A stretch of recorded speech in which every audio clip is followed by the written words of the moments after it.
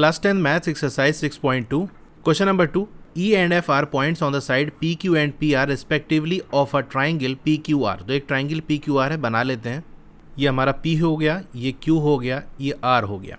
तो इसमें क्या कह रहा है, E और F पॉइंट्स हैं on side PQ and PR respectively. Respectively का मतलब जिस ऑर्डर में बात हो रही है जिस चीज़ की, उसी हिसाब से हम उसको सेट करेंगे. जैसे E पहले लिखा है, E एक पॉइंट है, और साइड की बात करें तो PQ पहले लिखा है. इसका मतलब जो E पॉइंट है वो PQ वाले साइड पे, ऐसा नहीं कि PR पे लगा दी, कहीं भी लगा दिया. E पहले लिखा है, PQ साइड पहले लिखी है, तो पहले के साथ और बाद वाला बाद के साथ. F बाद में लिखा है और PR बाद में लिखा है, तो F और PR बाद में. तो PQ पे एक पॉइंट है और PR पे है F. For each of the following cases state whether EF is parallel to QR. EF की बात कर रहे हैं, मतलब इसको मिला देते हैं ताकि एक लाइन सेगमेंट बन जाए. आपसे ये पूछ रहा है कि ये जो EF है क्या ये पैरेलल है QR के. अच्छा, पैरेलल की कंडीशन क्या है, पैरेलल कब होगा, जब ये जो लाइन है EF, ये इस ट्राइंगल की जो दोनों साइड बची हुई है, एक तो जिसके पैरेलल है उसके अलावा की जो साइड है उसको इक्वल रेशियो में डिवाइड कर दे. यानी PE और EQ का रेशियो और PF और FR का रेशियो अगर आपस में इक्वल है तब तो ये लाइन पैरेलल है, अदरवाइज नहीं है.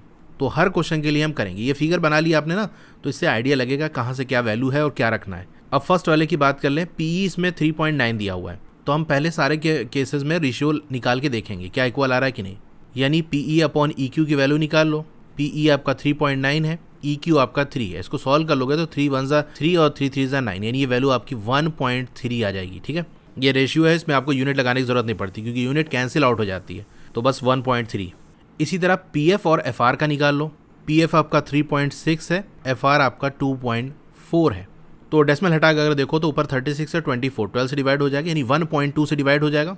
तो 12 2 ज़ा 24 और 12 3 ज़ा 36, तो ये आपका 3/2 आ जाएगा, और 3/2 आपका 1.5 होता है.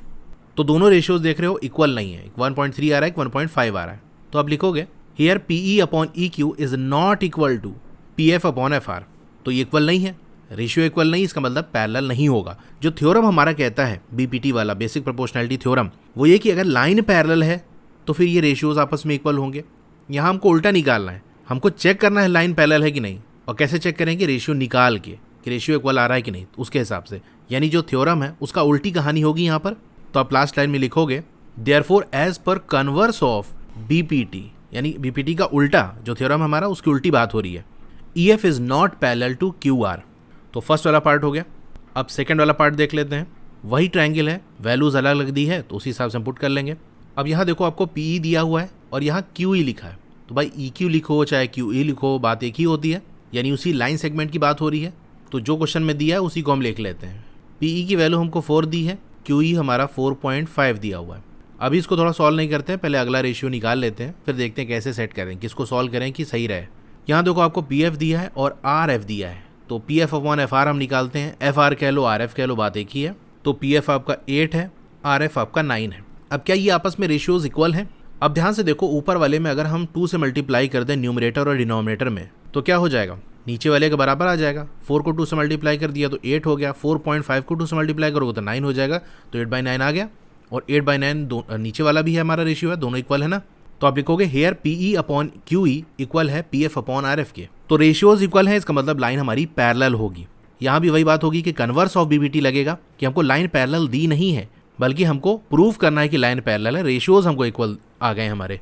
तो लास्ट लाइन लिखोगे therefore as per BPT EF is parallel to QR.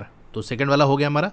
अब थर्ड वाले की बात कर लेते हैं. देखो यहाँ पर PQ दिया है, PR दिया हुआ है, यानी ये पूरा साइड दिया है, PQ दिया है और PR दिया है, यानी ये पूरा वाला दिया है.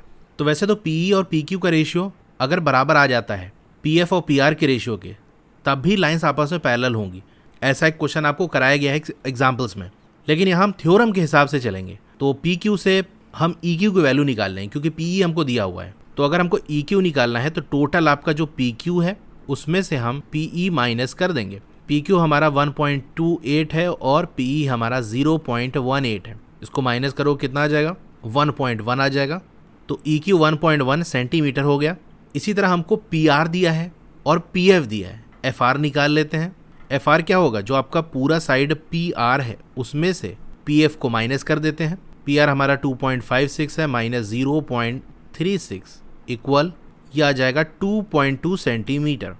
यानी समझ रहे हो ना हम ऐसा क्यों कर रहे हैं. ये वैल्यूज क्यों निकाल लें? डायरेक्ट रिलेशन भी प्रूव्ड हो चुका है, लेकिन वो एक क्वेश्चन में प्रूव हुआ है। थ्योरम हमारा जो कहता है, हम थ्योरम के हिसाब से चलेंगे, वरना जैसे मैंने आपको बताया कि ये जो पूरा एक बड़ा ट्राइंगल बनेगा PQR, यानी ये बड़ा वाला जो आपका PQR है और एक छोटा वाला अंदर जो ट्राइंगल बनना है PEF, इनके साइड्स का आपस में जो रेशियो होगा वो इक्वल होगा। जैसे PQ अपॉन PE या PE अपॉन PQ बराबर होगा PF अपॉन PR के, ये बराबर होगा EF अपॉन QR के। ठीक है, आपस में जितने भी साइड्स हैं उनका रेशियोज इक्वल होगा। यानी अगर लाइन पैरेलल है, इक्वल आ गया तो हम कह सकते हैं कि हाँ लाइन पैरेलल है, लेकिन ये चीज़ आपको एज अ थ्योरम नहीं बताई गई है, इसीलिए हमने ये वैल्यूज़ निकाल ली। अब वही रिलेशन हम लगा लेंगे PE और EQ के रेशियो। तो PE हमारा 0.18, EQ हमारा 1.1 आ रहा है। अब इसको सॉल्व ना करो, अगला रेशियो देख लो, PF अपॉन FR। PF आपका 0.36 है, FR हमने क्या निकाला 2.2 निकाला। अब अगर ध्यान से देखोगे ऊपर वाले रेशियो में 0.18, डेसिमल अगर भूल जाओ तो 18 है 36 है, यानी 18 को 2 से मल्टीप्लाई कर देंगे 36 आ जाएगा, या 36 को 2 से डिवाइड कर देंगे 18 आ जाएगा। तो किसी में भी आप कुछ कर सकते हो। जैसे चलो ऊपर वाले में हम 2 से मल्टीप्लाई कर देते हैं, तो ऊपर वाला रेशियो हमारा क्या बन जाएगा 0.18, इसको 2 से मल्टीप्लाई कर देंगे तो 0.36 हो जाएगा, और 1.1 को 2 से मल्टीप्लाई कर देंगे तो 2.2 आ जाएगा। देख लो दोनों इक्वल आ गया कि नहीं? तो आप लिखोगे here PE upon EQ equal है PF अपॉन FR के। Therefore as per BPT basic proportionality theorem EF parallel होगा QR के। तो ये हमारा हो गया, तीनों पार्ट हो गया और क्वेश्चन नंबर 2 कंप्लीट हो गया। मैथ्स की और वीडियोस देखनी है तो वीडियो के नीचे आपको मोर लिखा होगा, वहाँ क्लिक करोगे। एक बार और मोर पे क्लिक करना है तो डिस्क्रिप्शन ओपन हो जाएगा, यहाँ पर आपको चैप्टर वाइज प्लेलिस्ट का लिंक मिल जाएगा, वहाँ से देख सकते हो।